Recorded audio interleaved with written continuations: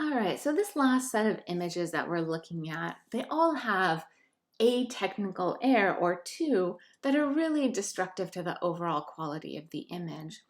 And if you're a photo major, I know this is at least your third semester of classes, and if you're a fashion major, then you've taken a beginning photo class. So I expect all images to be technically proficient, and that's how you'll be graded. So I want to be really clear on my expectations for you guys. And that's what we're going to be looking at with a lot of these images. So images that have a high ISO, that have blown out highlights, that have camera shake, that have subjects that just aren't in focus. Those are all issues that we're seeing in these images. And this first image is by Elodia. And she was clear that she made an accident. She had an accident with this image, that she set her aperture and her shutter speed, but then her ISO was on auto. So she was still shooting in manual mode, but her ISO was on auto. So she shot this at ISO 6400, and as we look in the background, you can see that there's reds and greens. You can see it even more clearly as you get closer, and you see it also on her face, that digital noise. So we definitely want to avoid that.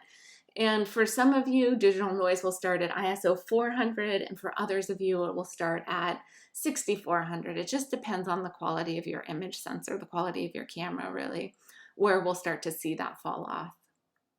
So 28 millimeters, f20 at 1/13 of a second. So the amount of light hitting the image sensor, the exposure looks good. It's just the ratio here. So what I would encourage you to do is open up this aperture. Instead of f20, you could shoot this at f probably 3.5, have a lot less depth of field, which is fine. Maybe the markers over here start to fall out of focus. But overall, you'd have a shallower depth of field. You'd get a lot more light on there, maybe 5 stops more light. And then you would have a lower ISO that you could utilize. So that would work better. The light coming in is artificial light. It looks like it's coming in at a hard angle. It's creating hard shadows, but it gives this feeling, even though this was shot at 2:30 in the afternoon, of her studying into the evening and working on her project there in front of her. What you're communicating, having the markers, having the notepad, all lets us know that she's working on a project or schoolwork. I'm not sure what this is in front of her, and this is maybe like an iPad or something. But the fact that she's on a bed really opens this up to us, for us to understand your relationship with her. That this is your niece, I think you said, and she comes over and does homework on your bed. Like, that's a very sweet relationship that you're communicating. This next image is by Jasmine. You're at ISO 1600, so again, a high ISO, and we're seeing that digital noise. You see these like blotches of red that are happening. That's not her skin that we're looking at. That's digital noise that's being shown there. You're at 22 millimeters, really wide, f5.6 at 1/80th of a second. So all of those settings look fine. As we're photographing, our camera's always trying to make everything middle gray, right? So when you have a bright background like this, and then you have a subject that has darker skin, along with a pillow and a blanket that are darker, that creates a lot of contrast in the image, and you're not going to be able to hold on to the detail in all of them. So we can see even on her arm here that you have blown out highlights. So we would want to avoid having that window probably in the background. Then we won't get the washed out feeling as the light kind of moves around her skin, and we'd be able to not have this bright area that's throwing off the meter. So that would be one option. The other option would be to get really close, meter just on her face, get that meter reading, and then move back and expose the whole image for that. Right now, I don't think the background or your subject are properly exposed. So working on the exposure is really key. The idea of using window light works well here. That's a great idea. But we need to make sure that we're getting proper exposure on our subject and not getting really blown out highlights like we have here. Again, we have the subject on a bed looking at a little phone here. So the idea of where we are with the subject, I think that that reveals this idea of intimacy. The subject is looking at the phone and not looking at the subject, not looking at the camera, or not doing something that like involves someone. Like the homework here, I think more involves a parent to be there. Here she's just looking at her phone. I think just having her look away from the phone and interact with you as the subject, that I think would make for a more interesting image. Or having her playing with toys on your bed, like an adult bed that has, you know, patterns on it and whatnot. But then having child's toys on it, I think shows your closeness with your subject. Here's another image of a child, and we're down on the ground. This image is by, let's see, still learning all of your names, Ava. So down on the ground as you're photographing, that gives us a unique view, right? As an adult, you're normally standing above kids and they're running around all around you. But when you're interacting with a kid, you're down on their level. So this shows that intimacy. And then showing all of the things in her room, the like playhouse and it's like an ice cream thing that kids have to move around. All of this is showing us this intimate space. You're at ISO 3200, and as I've said, this high ISO creates digital noise. And it's going to be different for different cameras. So here we see it in her neck, we see it on the side of her face, we see it in the background, but it's not nearly as bad as what we've seen in some of the other images. So that high ISO really is going to vary how it affects your images. 32 millimeters, wide angle, f4 at 1/80th of a second. And that 1/80th of a second, it looks like you're still as you're holding the camera, but I think you just missed your point of focus on your daughter's face because her face is not in focus. As we move back, we can see her shirt's in focus, but her face falls out of focus. I'm not sure if she moved a little bit there or if it's just a lack of focus. But that's not something that's going to work for portraiture, right? We need our subjects to have really sharp, especially eyes as we're photographing them. You have that catch light in the eyes that is working really well. But again, without having the focus there, we're pushed away a little bit from our subject. This image is by Meredith. You're at ISO 800. And let's look back in this image a little bit at those mid-tones. You can see a little digital noise right in here as you see that red and green kind of banding happening there, but not too bad. 35 millimeters, f2.8 at 1/15th of a second. So those settings all look good.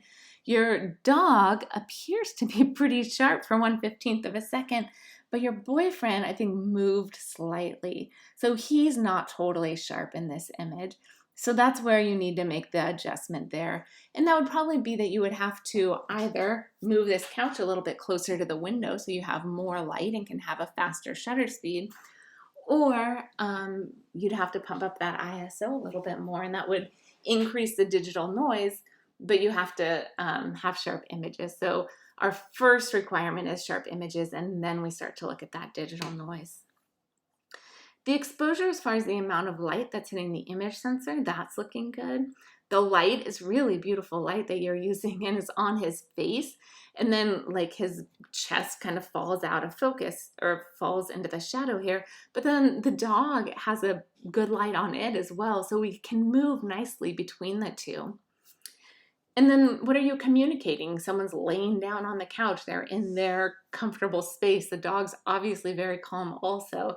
So that's creating this intimacy between the subject and the viewer that allows us to know your relationship with him.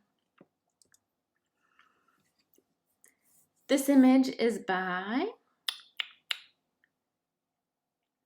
Maelle. I'm not sure if I'm saying your name right, so please correct me so I say it right, because I'm going to say it every week. All right, you're at ISO 1600. Now, if we get closer, you can see a little bit of digital noise. It's not as obvious when we're in black and white, but you can still see a little bit of digital noise happening there. You're at 34 millimeters, really wide angle, f5.6 at 1/6 of a second. So those settings and the amount of light that's hitting the image sensor all look good, but our subject isn't sharp. She's moving as you're photographing this. So setting up on a tripod and making sure that your subject still is key here. The lighting that you're using is great. It's really smart, right? Using the tablet or computer that she's using as the light on her face is really beautiful light, actually.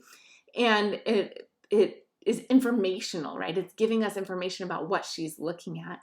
And then in the background, you have this really soft light coming through. You have the vines hanging down. We see that she's on her bed. So you've created an intimate space for us. You're creating this environment that we know is her special space. So that communication comes across. The light of what she's doing, working on homework or looking at her tablet, that's coming through, but we need to have a sharp image. So really beautiful light, nice image, nice and close, but we want the subject to be totally sharp for these images. And then this is the last image. And this is by ZinZin, and you're at ISO 3200. And here we're seeing a lot of digital noise.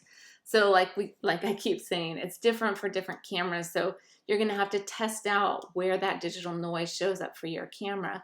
But here you can see it's just not a smooth gradient. That's not what anyone wants their skin to look like, right? To have all that texture to it. You see it in the background as well. So bringing down that ISO is key here. You're at 43 millimeters, so pretty wide, or moving towards wide angle. F5 at 1/30th of a second. He doesn't look like he's totally sharp there. Looks like there might be a little bit of movement on his part.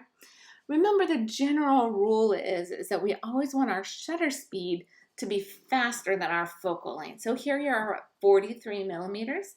So you'd want to shoot this at 1/50th of a second or faster. You always want to be faster than that focal length. And you can find the focal length. It'll show on the top of your lens, so you'll know about where you are. The exposure, the amount of light hitting the image sensor is good. The light on him is like indoor light. It's informational. That's working fine. It looks like he's playing a video game, but we can't see that for sure. So that idea of what you're communicating, I think, could be pushed much further. Most of the space that we're seeing is just a white wall. So we want to communicate that you have a relationship with this person, that this is your roommate or your boyfriend or your brother. We have no idea, but we need to be able to see that you're at least sharing space. So in the same way that we just saw in this image, utilizing the computer as a light, you could do something like that again here so that we can see more of what he's doing, and maybe including things in the background that let us know that this is personal space. Maybe he's on a couch, maybe there's a blanket behind him, maybe there's a picture behind him. These sort of things will help to build out that story and help your communication with your image. All right, guys, so most of you, I think, understand what we're looking for in these images. There's some technical errors that need to be adjusted as we move into assignment number 2. If you have questions about any of this, let me know, because I'm here to help you guys.